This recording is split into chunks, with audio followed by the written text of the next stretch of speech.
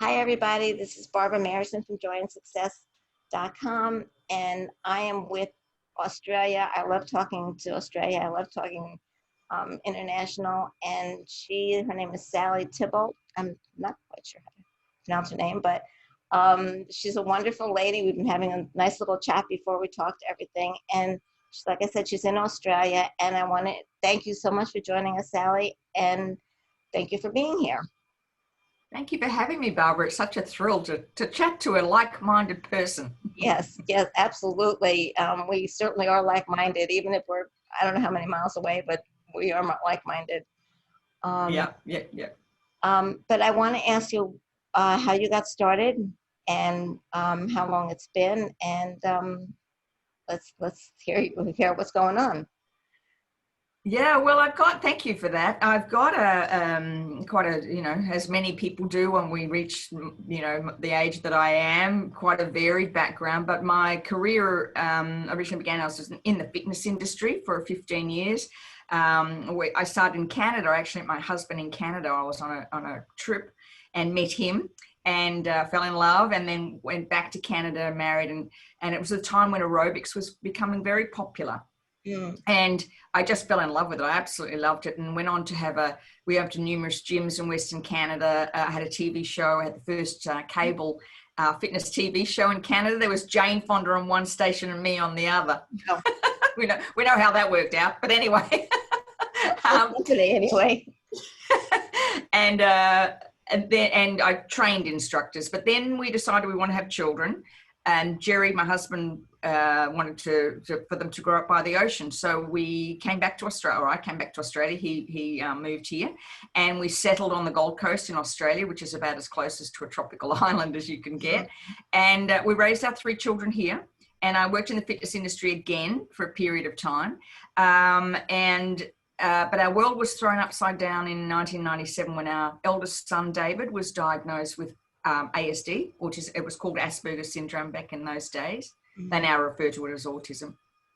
And so I decided to leave my career and come home and facilitate the therapies, because in those days there wasn't the knowledge or the funding for therapies as that exists now. So I did that for a period of time, and then the principal of my children's school offered me a position to market their school. So I ended up being a director of community relations for a private school here on the Gold Coast for 10 years, which I loved. And during that time, I actually wrote a book about our journey, called David's Gift, and happened to launch the book on Autism Awareness Month in 2010. And I didn't even know it was Autism Awareness Month. I wasn't really in it. And that then catapulted me into a new career where I worked in autism for many years, working with parents, healthcare providers, and teachers to teach them how the impact of autism on families. And then in 2014, David came to me and said, "Mum, can you stop talking about autism now?" Because he wanted his own life. He was at university by that stage. And fortuitously, serendipitously, I actually was in a business group, an online worldwide business group, and a woman who was in the business group, who's since gone on to become a very dear friend, Susan, was actually from New York. And she had just recently done her level 2, I think, certification in EFT. And every time we get on our accountability call, Sue would say, "You have to try this." And I'm like, "I'm not doing that stupid thing, tapping on your face. How ridiculous is that?" Because coming out in the field of autism, where we had lots of weird therapies thrown at us during those years with David, I was like, I'm not going to do anything that's not evidence-based. I'm not going to do anything that's not proven. And she kept persisting. She's an amazing woman. And finally I said, "All right, I'll do it." And so I got my husband, and we tapped on money issues. Both of us have been experiencing some money blocks. And can I tell you, that very first session, everything changed. Wow. A contract, my husband's in real estate, a contract my husband had been working on for months and months. Couldn't figure out why it didn't sell. Within 24 hours, he had a cash contract, a 14-day cash contract on that property. And I had been working on getting some keynote speaking for autism conferences and couldn't get anything. and in 48 hours, I had a keynote conference booked, and they paid me double what I would normally charge. Wow. And I thought, wait a minute, there's something going on here. As it turned out, as I started researching, there was an EFT certification coming up, like literally an hour away from my home, 2 weeks later. Wow. And I thought, well, I got to do this. And so that's when I started. That was in 2014, did the certification. And then I shifted then to doing life coaching for women. And then I've come sort of did a little bit of a full circle and gone back to my fitness roots, where now I specifically work with women to release weight that no longer serves them using EFT. And what I teach them, intuitive eating, and EFT forms a part of that, a large part. You know, we've tapped on food cravings. I've worked with women who've tapped, one woman in particular, and she won't mind me sharing this because she's happy to share it for me, with me, who used to drink two big bottles of Coca-Cola per day. And we tapped on her, and that was 5 years ago. She hasn't had a drink of Coca-Cola since that very day we tapped on it. Unbelievable. So it's amazing and that's what I love about it, is one is releasing food cravings, but the other thing is getting to the root cause of what the weight is there for. And in particular in this year, where people are under so much stress, you know, the stress levels are heightened, adrenaline and cortisol, and because it's laying down visceral fat. That's what it does. That's how stress hormone is. That's what it's job to do. If you're not going to run out and, you know, fight the tiger or run from the tiger or whatever, that stress response, the body lays that energy down as fat. And of course, that visceral fat has been linked to type 2 diabetes, heart disease, and some cancers. So while the stress levels of 2020 are up here, tapping using EFT in particular, along with other modalities, is essential for our health and well-being. We've got to be doing this every day if we want to be staying on top, especially our immune system. And so again, I can't, you know, it's like, this is an amazing modality. We've got it at our fingertips. Yeah. You can just shift things so dramatically. So, you know, of all the things that I do, exercise, meditation, intuitive eating, EFT still is up there. I still tap every day. I've been doing it since 2014. I still tap every day, even if it's, you know, standing in the shower, driving in my car. You know what's so amazing, and which I didn't know, that you've only been doing this for 6 years, because you're just amazing at it. You know, I've been watching a lot of videos. I'm always watching tapping videos, and I do it on myself. And I'm not a practitioner, so I couldn't do it with anybody else, but watching other people. But the fact that you've only been doing it 6 years and you're so good at it, that that really is amazing. And like we were talking, one of the way I found you was because it's time for me to shine, and it's time for me to, I mean, I've been doing it more and more. These summits that I'm doing and interviews have been wonderful, but playing small. And when I was looking for tapping to shine, yours came up of tapping to not playing small. I'm not quite sure exactly what it was, but it was about playing small. And I'm like, and I also like that it wasn't that long. Some of them are so long. Oh yeah, no, quick. Yeah, and I was like, you know, if they're more than 7 or 8 minutes, I'm like, forget it. And yours was pretty short, so I'm like, all right, I'll try it out. I didn't know, and it was amazing. And you know, that's why I wanted to come on today and to tap with me, help me to get more not being small, and then talk to the audience, because like we had said, that a lot of people are not allowing themselves to be themselves, and playing small, you're not yourself. And that's exactly right. In bodies, and our spirits are wanting us to be who we are. And if we're small, we can't do that. No.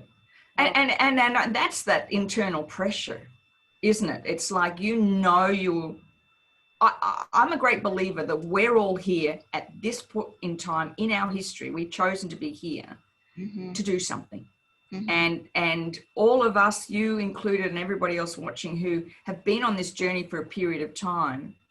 You know, my husband and I started this whole kind of spiritual journey back in 1980. And it kind of, you know, went through the ascension movement and all those, you know, that spiritual thing and the law of attraction, went through all of that.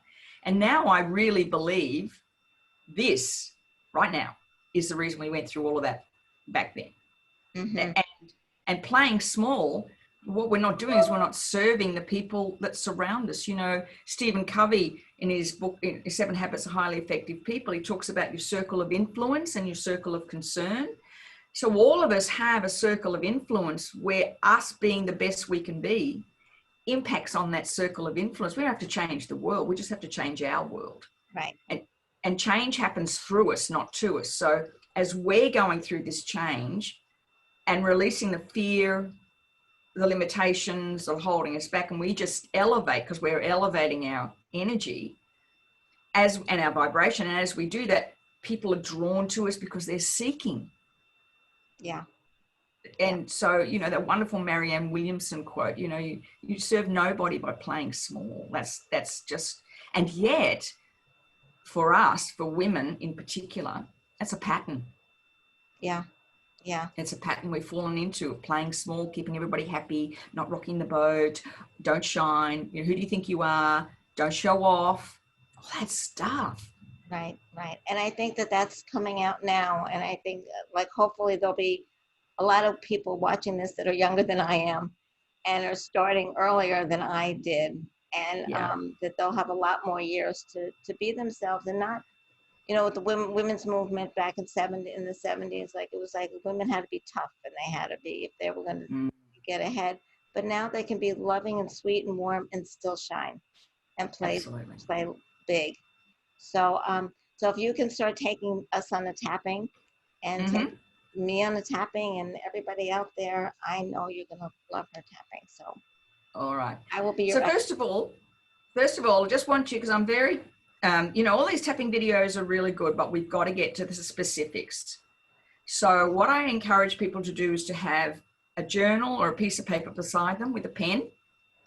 And of course, when we tap, the first 2 rounds are always about releasing the cortisol and the stress response. And when that stress response lower, you can think more clearly. But memories, you know, the amygdala and the hippocampus hypothalamus begin to release the memories that we keep trapped. So EFT in the initial stage is all about releasing the fear, anxiety around playing small or letting our light shine. So first of all, I'd ask people just to measure on a scale of 1 to 10. Is there fear or anxiety around shining? So it's just to write that down first. And then where do you feel it in your body? And to get really specific about it, excuse me. So to get really specific about it. So that's the other thing with EFT. It's got to be specific. And, you know, is it fear? Is it anxiousness? Is it doubt? Is it overwhelm? Whatever it is. Now, I'm going to use the word fear, but for anybody else that's tapping along, you just go with what you want. And I'll use the scale. I can feel it in my stomach and it's a level 9. But again, for anybody following, whatever is right for them. Okay. All right. So, so just first of all, what's the sense you're feeling? I'm going to use the fear of shining. That's going to be the words I use. And I can feel it in my stomach, in my gut. All right, we'll tap on the side of the hand point. Even though I have this fear of being me. I have this fear of being me. I deeply and completely accept myself and how I feel. Even though I have this fear of shining. And it's more comfortable to play small. I deeply and completely accept myself and how I feel. Even though there's a deep fear I can feel. About shining my light brightly. I deeply and completely accept myself and how I feel. This fear of shining brightly fear of shining brightly. This fear of being who I can be. This fear of being who I can be. I'm not sure where it started. I'm not sure where it started. But there's a fear about it. But there's a fear about it. I can feel it in my gut. I can feel it in my gut. It's about a level 9. It's about a level 9. This fear that's stopping me from being myself. Fear that's stopping me from being myself. This fear that's stopping me from shining. This fear that's stopping me from shining. I know it just holds me back. I know it just holds me back. This fear. This fear. This belief that's deep in my heart. This belief that's deep in my heart. This fear of being all I can be. This fear of being all I can be. This fear of shining. This fear of shining. Feeling it in my gut. Feeling it in my gut. This level 9 fear. This level 9 fear. Okay, just take a deep breath and relax. Now I would just ask everybody to just think, was there any thought, feeling, memory, I call them drive-by memories, drive-by memory that just popped into your mind? Because that's what we need to tap on now. Yeah, I think, well, for me, it's pretty much been my whole life, the shining and being a woman and just being subservient to the men out there and making money and being a successful businesswoman. And I think that holds, and being nice too, and being, just allowing other people to shine too. And yeah. Okay, let's just tap on that. Just being nice. Just being nice. My whole life. My whole life. Feeling more comfortable being subservient. Being more comfortable being subservient. My whole life. My whole life. It's better to be nice. It's better to be nice. I don't want to be judged. I don't want to be judged. So it's safer to be nice. It's safer to be nice. Being subservient. Being subservient. Being subservient to men. Being subservient to men. My whole life. My whole life. Being nice. Being nice. So I'm not judged. No, I'm not judged. It's safer to be nice. It's safer to be nice. Then I won't be judged. Then I won't be judged. Being nice. Being nice. It's safer to be nice. It's safer to be nice. Isn't that interesting? I just want to do a little sideline here because Gabor Maté talks about this in his book, The Body Says No. He talks about nice and the impact on the stress responses and how that turns inward and being linked to cancers and all sorts of diseases. So, and women do it really well, don't we?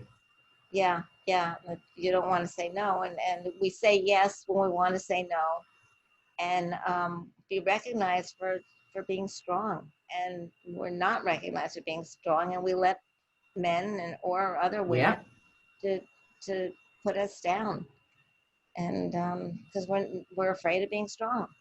We're afraid of being strong because we'll look bad. It's not feminine to be strong. That's the women in leadership who are considered strong are called bossy. Right. But men in leadership who are strong considered strong, good leaders. We've got, so that's really interesting. What I'd like to do now, because I'm sure for anybody that's watching, there's probably lots of memories coming up, and in EFT you've got to go in and get each one of those aspects. Right. But what I would like to do now, just measure on a scale of 1 to 10. So it was a 9 for me. It's come down to maybe a 4.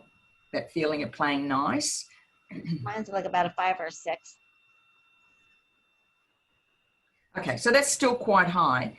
So what I would suggest to people is to just keep tapping on that, all those memories, because we've got to go in and EFT and get all those aspects, that just, you've got to find the root cause, when it first happened, when was it, and all those memories. And I say to people that you could probably have to tap on this one thing for about a week. Get all the aspects out.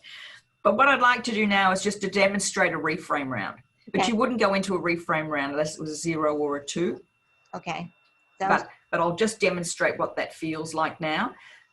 Yeah. So, and I ask anybody that's watching to, I'm trusting that you're not going to do this reframe round until it's down to a 0 2, but I just want to share it with you. And I think that's where a lot of the generic tapping videos move too quickly. Yeah. Yeah. You've got to go and find those aspects. It's really, really important. Generic videos are great, so I take the edge off the emotion, but they're not clearing it. And that's the beauty about EFT.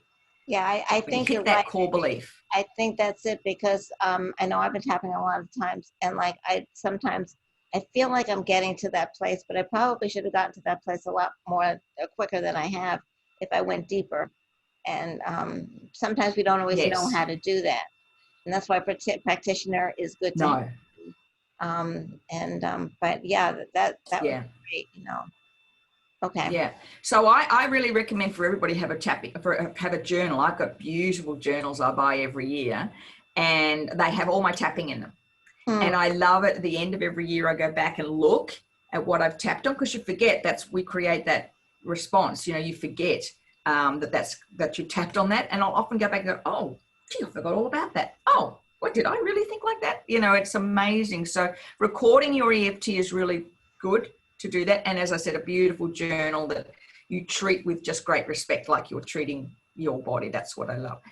So I'll move into the reframe round now, just to show people how to do it. Okay. I use a number of aspects with the reframe round. One is the words I choose, and this is the work of Dr. Patricia Carrington, the late Dr. Patricia Carrington, who passed away early last year. She was wonderful in her work in EFT. I also, Dr. Wayne Dyer, when he uses the words I am, the words I am, the words that I use after I am, follow me.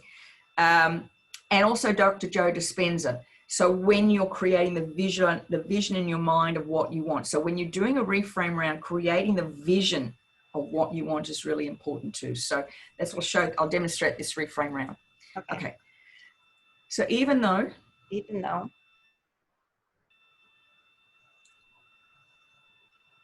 I know I've played small most of my life. I know I've played small most of my life. I choose to let my light shine brightly. I choose to let my life shine brightly. Even though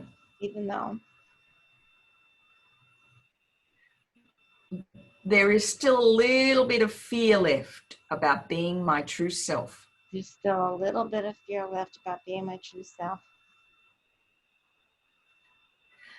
I am powerful. I am powerful. Even though taking on this new role of being my true self still has a little element of fear. I choose to believe I am enough. Okay. I choose to step into my true self. I am enough. I choose to let my light shine brightly. I am here right now for this purpose.